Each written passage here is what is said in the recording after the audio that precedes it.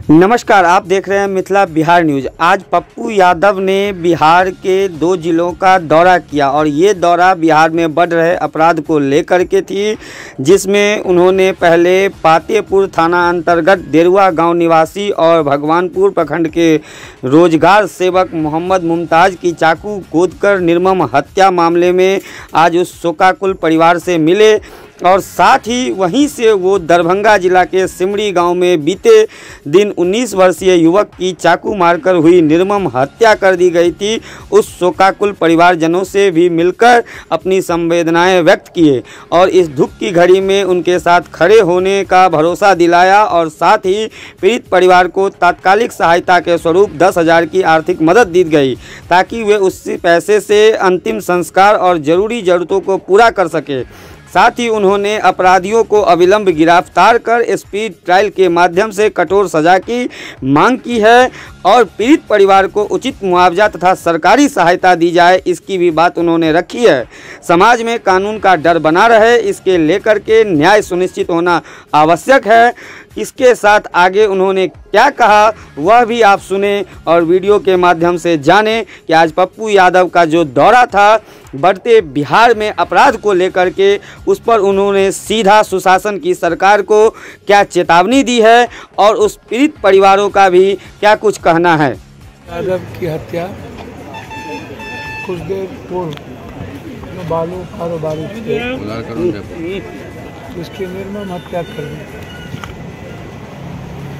मैं आज भी दरभंगा मधुबनी डिस्ट्रिक्ट जहाँ एक बच्चे की हत्या कर दी गई, हाजीपुर में 3 हत्या, एक बच्चे को फांसी लगा के मार दिया गया, एक इंजीनियर थे मोहम्मद आलम, उसकी पत्नी के सामने उसको 4 गोली मारा गया, रोडली मारा गया,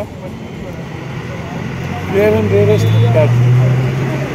कल केपटी में लगातार अंधाधुंध फायरिंग हुई, एक घर पर 15 लोग लगातार फायरिंग किए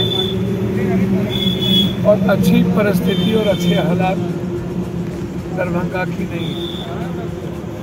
मुजफ्फरपुर दरभंगा नेपाल के कारण मधुबनी हाजीपुर ये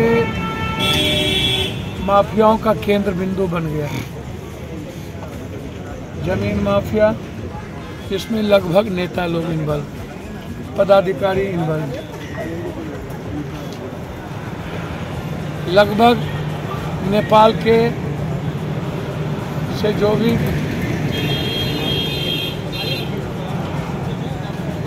इंडिया सामान चोरी करके लाया जाता है, उसमें शराब हो या अन्य चीज, ड्रग्स, स्मैक, सब मुजफ्फरपुर दरभंगा मधुबनी हाजीपुर पटना का ये जोन बन गया। बालू का भी, शराब का भी और ज़मीन का भी। ज़मीन में लगभग सभी पदाधिकारी के ब्लैक मनी, नेताओं की ब्लैक मनी लगा हुआ है।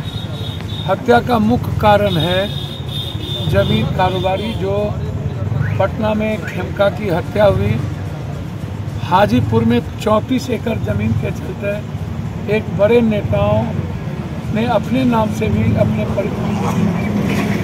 वर्कर के नाम से, नज़दीकी वर्कर के नाम से लिखवा लिया था और प्रेशर था कि वो ज़मीन लिख देने की। जब नहीं लिखे गए तो उसकी हत्या कर दी गई गुंजन खेमका की, जिसको गुंजन खेमका में फंसाया गया था। वो लोग मस्तू को मरवा दिया गया जेल से निकलवा करके, जब उसमें नाम फंसे, और 3 लोग बरी हो गए। गुंजन खेमका के केस को क्लोज कर दिया गया और नेताओं को और पदाधिकारी को बचा लिया गया। जब खेमका की हत्या हुई, हम हर रात वहीं थे। जिस तरीके से प्लॉट की गई, पहले अजय वर्मा का नाम और फिर बाद में अजय वर्मा का नाम गौन कर दिया गया। मात्र 6 दिन पहले एक गरीब परिवार का लड़का जो बाहर कमाता था, वो लौटा ही था, उसको उठा लिया गया और उठाने के बाद माँ के सामने से दूसरे दिन उसकी इनकाउंटर कर दी। दूर दूर तक वो लड़का पर ना कोई मतलब। 2 केस कभी हुए थे, वो केस था ताश खेलने वाला और गांजा हफीम पीने वाला, न तो 302 का मुकदमा था। फिर उसको किस एवज में इनकाउंटर कर दिया। हम सीबीआई इंक्वायरी की मांगते हैं। जिसको शूटर बनाया गया है वो शूटर है ही नहीं। ये कह रहे हैं कि बकवास हुआ था, गोली एक बार राइफल तानातानी हुई थी पटना क्लब में। अब कह रहा है कि पटना क्लब का सारा सीसीटीवी फुटेज ब्लैकआउट हो गया। बिहार का सबसे बड़ा रिपोर्टेड क्लब पटना क्लब, वहाँ का सीसीटीवी फुटेज को ब्लैकआउट हो ही नहीं सकता। किसी भी कीमत पर आप इसको समझने का प्रयास कीजिए। जो परिस्थितियाँ लगातार, जो कैमरा में आए थे वो पतला दुबला लड़का था और जिसको ये फंसाया वो मोटा आदमी है और वो भाग भी नहीं सकता, उसको शूटर बनाना। जो कन्वर्सेशन अशोक शाह का बनाया वो खेमका के साथ नहीं है। अशोक शाह को उठाकर बड़ी मारपीट करके, टाइमिंग आप देख लीजिए कन्वर्सेशन कब का है, और दूसरे के कन्वर्सेशन से खेमका को जोड़ दिया गया। तो इस तरीके से नेता और पदाधिकारी को बचाया जा रहा है। हेडक्वार्टर में बैठ के कुछ लोग इस तरह की साजिश रच रहे हैं। वो कभी भी हमारे जैसे लोगों की भी अपने शूटर से हत्या करवा सकते। जब आप सच्चाई बोलिएगा तो लगातार जिस तरीके से घटना घट रही है, मुजफ्फरपुर में भी जमीन कारोबारी, दरभंगा में भी जमीन कारोबारी, हाजीपुर में भी जमीन कारोबारी, इंडस्ट्री लगभग बंद हो गई, व्यापार लगभग बंद हो गया और बिहार से पलायन कर रहा है। हालात अच्छे नहीं हैं और मुझे लगता है सारी पार्टियां बालू, शराब और बलात्कारियों के पैसे से चल रही हैं, नेताओं के पैसे से चल रही है। का घर और किचन इन बालू और जमीन माफियाओं के पैसे से चल रही है। जब तक नेताओं का नेक्सस, पदाधिकारी और माफियाओं का नेक्सस खत्म नहीं होगा, बिहार को कोई बचा नहीं सकता। कब किसके बच्चे मर जाएं, कब किसकी हत्या हो जाए, कब कौन के मांग सोने हो जाए, कहना मुश्किल है। इसीलिए एक बड़ी विपक्ष को लड़ाई लड़नी चाहिए। कल जो है तो बिहार बंद का कॉल किया गया था। पहली बार चुनाव आयोग पर इतना बड़ा आरोप, उसके साथ भी बहुत बड़ा धब्बा लगा, क्या करेंगे? भैया चुनाव आयोग तो भटियारा आयोग, चपरासी है वो, बीजेपी RSS आरोप। चुनाव आयोग तो बिल्कुल, अब कोई TN सेशन है क्या? हा? कोई राव साहब आप बचे हैं क्या? अब तो घर की चपरासी है। सुप्रीम कोर्ट ने आज क्या कहा? जो हम बंद का कॉल किए, इतनी बड़ी लड़ाई हम लड़ रहे हैं, आप भाई 2.25 करोड़ लोग हमारे बिहार के बाहर हैं, आप उसकी ज़िंदगी हराम कर रहे हो। 6 महीना पहले आपने वोटर लिस्ट तैयार किया, आज़ादी के बाद आप इसी वोटर रोल पर आप नरेंद्र मोदी जी, आप भी PM बने, अटल जी भी बने। आप 11 साल से आपको पता नहीं है।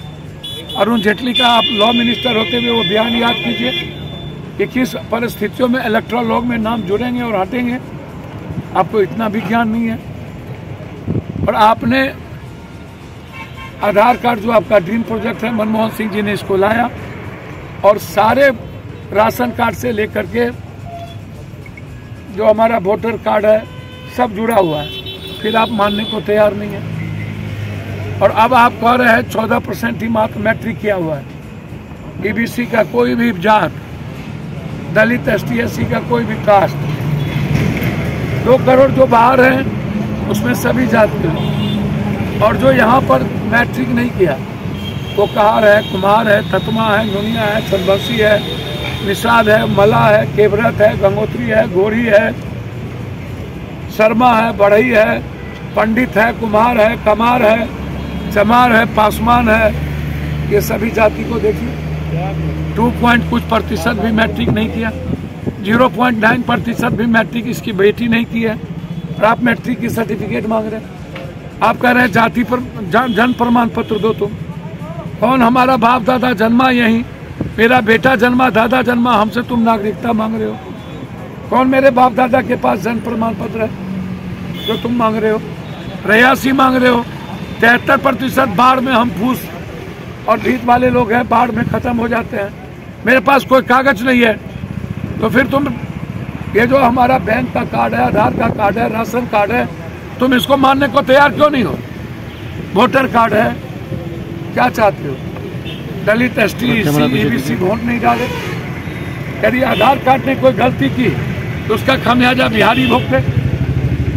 एक बड़ी लड़ाई थी, सुप्रीम कोर्ट ने आधार कार्ड, राशन कार्ड, इस सबको भी जोड़ने को कहा है, अन्यथा कहा कि तुम जवाब दो क्यों नहीं इसको रोका जाए। सर, एनडीए के जो नेता है वो कह रहे हैं कि रोहिंग्या मुसलमान और बांग्लादेशी के लिए ये लोग आवाज उठा रहे हैं। अच्छा, एक बात बताइए, 6 महीना पहले आपने वोटर लिस्ट बनाया, आपको किसी ने रोका?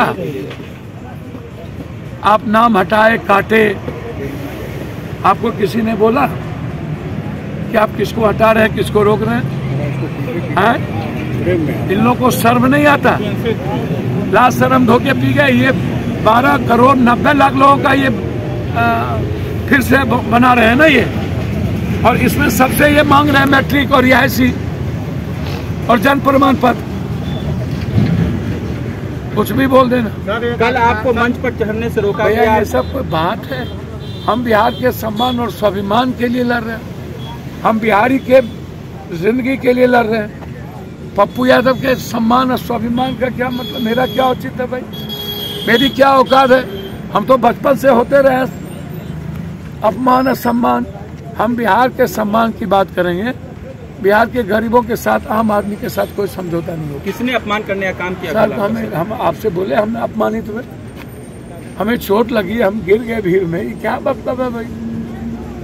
हम तो समाज और गरीब के चलते 1 लाख बार में 100 करोड़ बार अपमान होंगे। हमें ऐसे अपमान मंजूर हैं जिसमें बिहार और बिहारी को बचाया जा सके। प्रणाम।